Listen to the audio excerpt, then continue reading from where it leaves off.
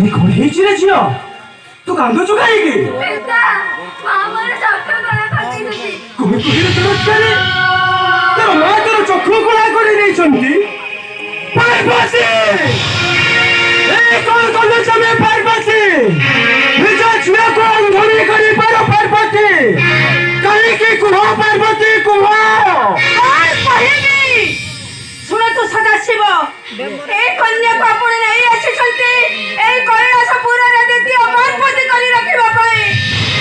ହେଲେ ମୋ କଥା ଶୁଣି ରଖନ୍ତୁ ମୁଁ ଆଜି এই ମୁହୂର୍ତ୍ତରେ ମୁଁ ମୋ ପିତାଙ୍କ ନଗରକୁ ଚାଲିଯିବି। ହଁ ଚାଲି ଯାଅ ତମେ ତମେ ଆପଣ କଣ କହିଲେ ମୁଁ ରାଗରେ କହି ପକେଇଲି ବୋଲି ମୁଁ କଣ ସତରେ ମୋ ପିତାଙ୍କ ନଗରକୁ ଚାଲିଯିବି?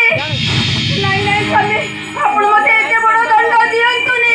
ଜାଣିଛି ପାର୍ବତୀ ତମେ ମତେ ଏକା ଛାଡ଼ି କେବେ ରହିପାରିବନି ରେ ମୁଁ ଜାଣିଛି ପାର୍ବତୀ ଏ ଭୁଲ ମୁଁ ଆଉ କେବେ କରିବିନି। ସ୍ୱାମୀ ଆପଣ ମତେ କ୍ଷମା କରିଦେଲେ। ଆମେ ତୁମକୁ କ୍ଷମା କରିଦେଉଛି ତମେ ଯାଅ ମୁଁ ଯାଉଛି ଠିକ ଅଛି ସତ କହୁଛି ଯିବି ବୋଲି ତ ମୋ ବାପ ଘରକୁ ମୁଁ ବାହାରିଥିଲି।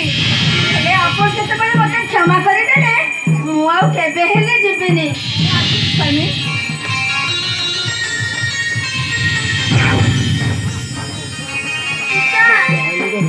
ତୁ ମନ ଦୁଃଖ କଲା ରେ ମା ମୁଁ ମୋର ବାମସ୍ତ ତ ଚକ୍ଷୁରେ ବୁଲେଇ ଦଉଛି ତୋର ଚକ୍ଷୁର ଆଗ ଯନ୍ତ୍ରଣ ରହିବ